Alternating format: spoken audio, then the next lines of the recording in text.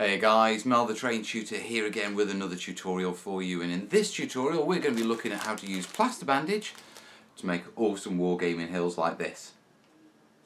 Should we head to the kitchen table? Okay, when you're doing plaster bandage hills there's a couple of basic materials you need. Now, first and foremost is your plaster bandage, and this is plaster bandage. It's quite messy, it's quite dusty. This stuff is used in hospitals to make plaster casts when you break your leg.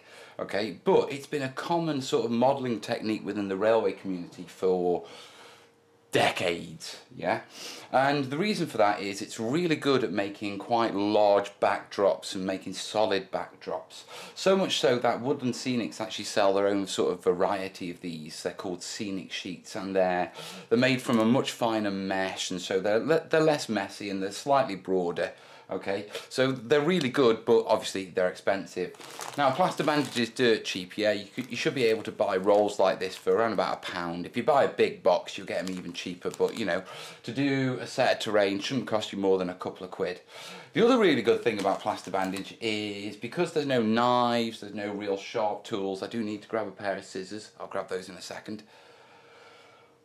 There's no it's completely safe for kids. It's a great activity for kids. We use it all the time, and here's a quick pic of my kids working on their plaster bandage sort of terrain piece. Didn't it look good, eh? Kids love it. So what else do you need? Well, we've got a plaster bandage, yeah. The next thing we need is newspaper and masking tape. You can use sellotape, but I find masking tape's just a lot easier to work with. Yeah, because sellotape's quite unforgiving once it's stuck down. Okay, and we're going to use the newspaper to provide the substructure for our hill. Now, as I said, in the railway community, they mainly do big dioramas, you know, large pieces with this. We're just going to be doing a hill so I can sort of show off, you know, the techniques and how you do it. A couple of other things that you're going to need is you're going to need a little bit of filler. Yeah, just for some patchwork and to blend it in. Then your typical mixer of rocks and grit and gravel that I've got over here. Some watered down PVA and PVA is normal. You are going to need a bowl of water with a little bit of water at the bottom of it. Yeah, I also suggest damp cloth and a tea towel, because like I say, you're messing with plastic, it's going to get messy.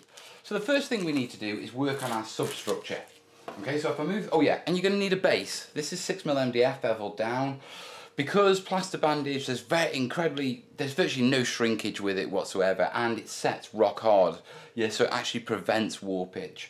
So if you want to go with a thinner base, you can actually go with a thinner base. You can probably even get away with a cardboard base as long as you fill the edges and sort of firm it off. Yeah, so substructure.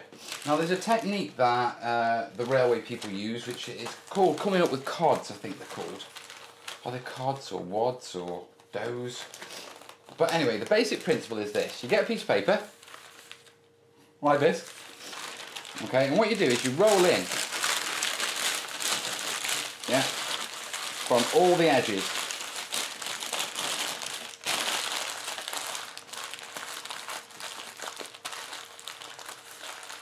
Yeah, and then once it's rolled in, yeah, you get your masking tape.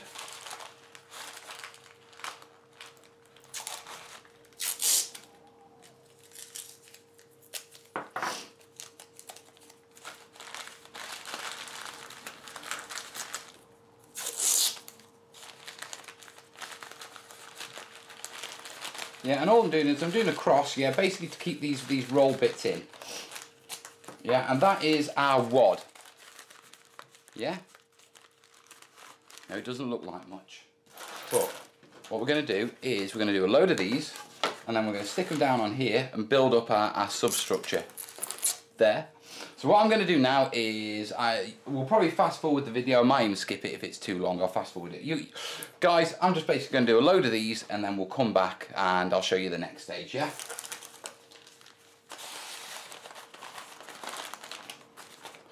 Okay, so there are all our dough balls, yeah? I've done a couple of like little scrumpled up ones for some nice little smaller boulders. The next challenge we've got to do is fix these to the base using masking tape. Now you could use hot glue. I mean, if you wanted to, you could use PVA, but to be perfectly honest, guys, yeah, tape works perfectly well. Yeah, and what I want to do is I want to build up some sort of a rocky substructure. So if we go something like The challenge of a terrain builder, eh? You see, doing the actual techniques are fine. It's when it comes down to actually putting it all together and figuring out where it's going to go. That's when it all falls apart. So yeah, actually that could work. Boulder there. Yeah, perhaps a boulder in there. So, now I've got a rough idea of where I want it. Yeah, get my tape.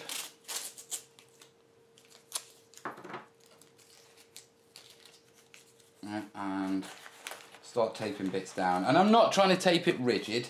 Yeah, I just want to keep it roughly in place. And don't worry if your tape extends beyond your base. Yeah, because we'll run a blade round it later and tidy it up or hide it under the under the filler.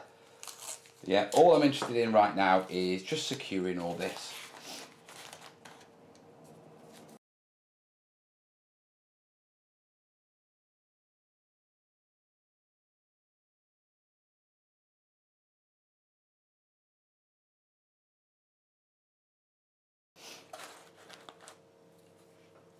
Okay, so there's our substructure done, and as you can see, yeah, it's all just bumps and lumps, etc.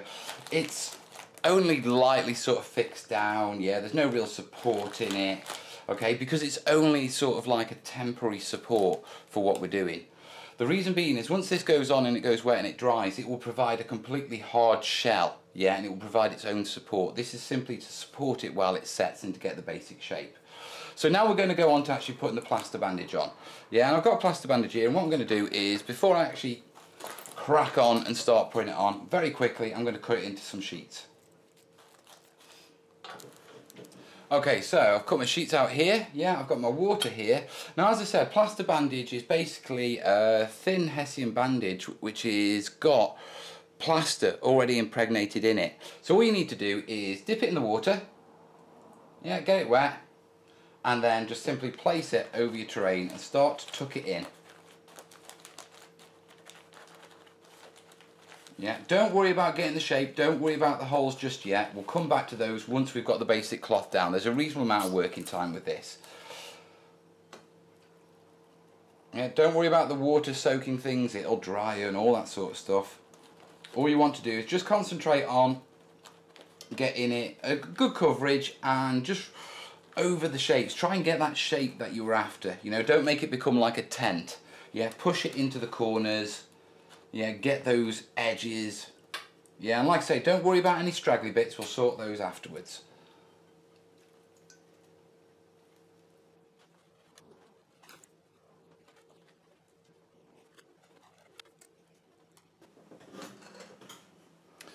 So we've got the entire piece covered with all our plaster bandage sheets, and you can sort of see that it's all gritty and grainy and open. Now once it's soaked for about a minute or two, yeah, the plaster will start to activate and become sludgy. And you can use wet fingers for this, but basically just go in and start rubbing around with your fingers. Okay, and what you're looking at doing is just basically blending out those holes. Yeah, it will rock forwards and backwards a little bit, don't worry about that. Yeah, you'll find the longer it's been soaked, the more easier it is to work with. Yeah, you don't have to be perfect, you don't have to get out every little pit. Yeah, but the more you can, the better. Also try and blend in the edges where they meet, where the sheets meet, yeah, because that'll be a clear defining line. Yeah, soak it with some water, leave it for a second, then come back and blend it in. So that's what I'm doing now. I'm just going to work all over this and just start blending this in. So there we have it. It's all sort of blended in now, and if I bring it close to the camera you can see that the vast majority of those little dots have disappeared. There's still some around there. I'm not overtly worried because the next stage, once this is dry, is we're going to come back and we'll hit it with filler and just blend in the edges, etc. So the next stage I've got to do is just basically, yeah, leave this to dry. Now if you see very quickly, yeah, it's already starting to sort of set. Yeah, so it'll only take a couple of hours before I can come back and I can sort of blend in the rest, and then we're ready to start texturing it up and painting it. So I'm going to leave this and we'll come back once, you know, it's all dry and ready to do the next stage. So guys, it's been about an hour and a half. It is still damp, yeah, it feels cold and damp to the touch, but as you can see, yeah, it's pretty solid. Okay, if I really pushed it in at this stage I could probably collapse it, so don't try and break it. Never try and break your terrain to see how tough it is. Just, you know, Treat it as well as you can. But if we bring it up close to the camera, what you can see is you can see the mesh texture of the bandage. You can see the little holes where the filler didn't, you know, the plaster in the bandage didn't get spread. And if I bring it to there, yeah, you can see quite a lot. Okay, now I'd like to say that I did that as what you call it, as sort of to show you how to fix it. Yeah, I just missed it when I was doing this bit. Yeah, because my mum came in and all that sort of stuff. But anyway. Yeah, what we're going to do now is we're going to finish this off, and we're just going to get rid of this sort of mesh texture in these holes. Now, one of the things that you could do is you could use your plaster bandage and could do another couple of layers, spend a bit of time and just smooth it out and get it smooth, yeah. Personally, yeah, to save money, and because I love it and I can control it better, is I've got bog standard filler here. Yeah, in the US it's called spackle. Now, I've not got much, yeah, but luckily I've got water still. So we'll be able to scoot some out, yeah, bit of water, okay, and then all I've got to do is come in and just massage it in, rub it round, get your fingers really nice and messy and slippy and slidey, yeah, and just come in and just cover it over with your filler. Yeah, you'll notice I'm tapping it, I'm just very lightly spackling it, stippling it. Spackling it, that's me thinking about American spackle. Yeah, and all I'm doing is just giving it a bit of a rocky texture. Yeah, I intend to smooth over all of this with filler, just a thin coat, just to fill those gaps where I can. You don't have to be perfect. I mean, this isn't masterclass terrain, and if you miss bits, don't worry, I'll show you little bits to disguise it. But the main areas you're looking for is you want to get rid of the little holes. Yeah, you want to cover over that meshing where you see it. Yeah. And on top of that, where you've got, oh wait, here we go, seams, yeah, where the bandage meets, such as, if I bring it close, yeah, do you see that line straight down the middle? When we dry brush this, that'll be so obvious, so we're going to blend that in as well. So, holes, mesh, and lines, and that's what you're looking, and also just a little line around here just to sort of smooth it in with the actual base. Yeah, so I'm going to crack on with that now. You'll probably see fast forward or it might skip forward. I haven't decided yet, you know the crack. Let's crack on, eh? Okay guys, there we have it. I've pretty much eliminated virtually all of the meshing. Yeah, you're never going to get 100% unless you spend crazy time, yeah? But the little bits that do show through will disguise when we paint and flock it.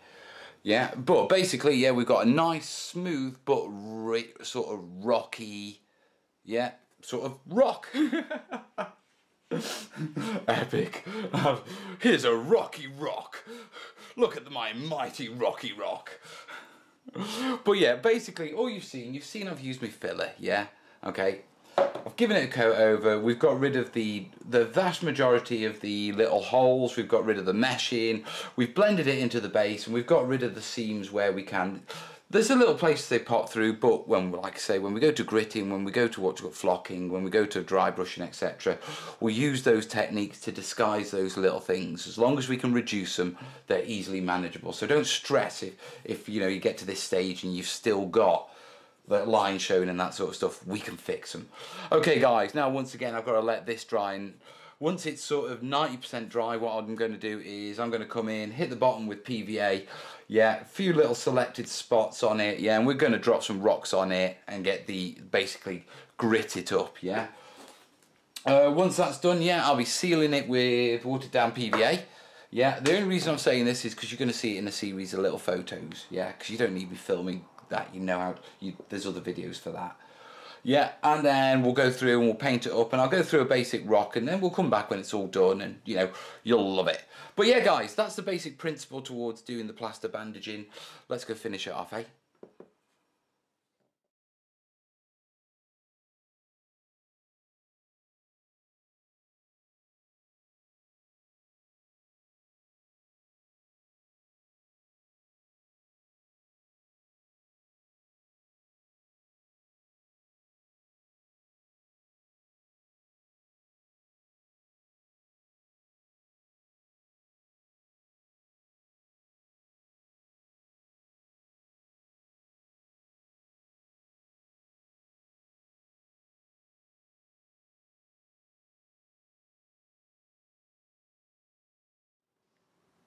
So that's it, folks. That's how you use plaster bandage and rolled up newspaper to make awesome, what you call it, cheap wargaming hills like this. Now this really is a great activity. It's a great one to do with the kids because there's no sharp blades, you know, or there's very little, you know, but generally the main making of them is all arts and crafts, and it's easy to paint up, easy to texture, easy to flock.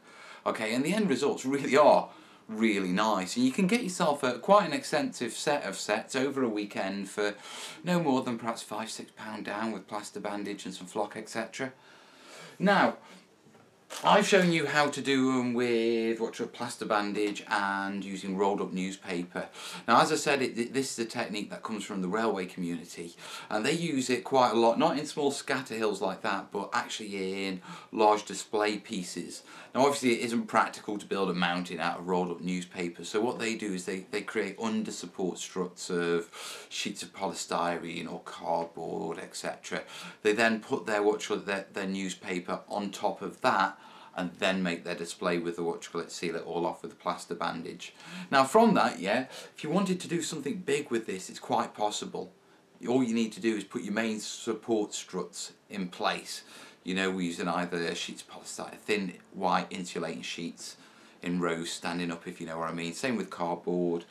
What was the other thing I wanted to mention? There was something else I wanted to mention and I don't know what I want to mention now. It was about plaster bandage and a really cool technique. Yeah, even if you're not doing a big display, yeah, you can do use that substructure to make reasonable sized pieces as well. Yeah, and sort of control it better. You can also use white polystyrene, cut it out, yeah, heat it with a heat gun so you've got flat layers but the beveled effect, then load the plaster bandage over that, and that'll give you more plateau hills rather than this one, which is more suited to sort of skirmish warfare. So that's it. That's how to make plaster bandage hills. And if you do give that a go, or you give any of my tutorials a go, pop on over to Facebook if you use it. Check out the Terrain Tutors Terrainiacs. It's a wonderful Facebook support group, yeah, full of first timers to pro builders, all the commercialisms out the window, and we're just posting our stuff and helping each other, you know, build better buildings, so to speak, and build better pieces. Yeah, so check that out. If you've liked the video, then obviously like it. If you if you think you know someone who might like it, give it a share. Obviously, if you've got any questions, any experience, anything you can add to this video, yeah, drop it down in the comments. Yeah, remember I always answer my comments. And if you've really liked what I've done and you want to help me out and that sort of stuff, check out the link for the Patreon vid and consider dropping me a book on Patreon a month. But as always, no pressure. I'm going to do this anyway, guys. Right, that was plaster bandage. Cork hills coming up real soon. I've just got to finish painting them. Yeah, they're all built. Just got to finish painting them, flocking them, and that'll be another hill tutorial coming. And then there's a few more hill tutorials coming as we expand the Simple Hills playlist into something a little less simple. Anyway, guys, I'm going to get sorted, and that was a right dodgy wink, so I'll say goodbye now.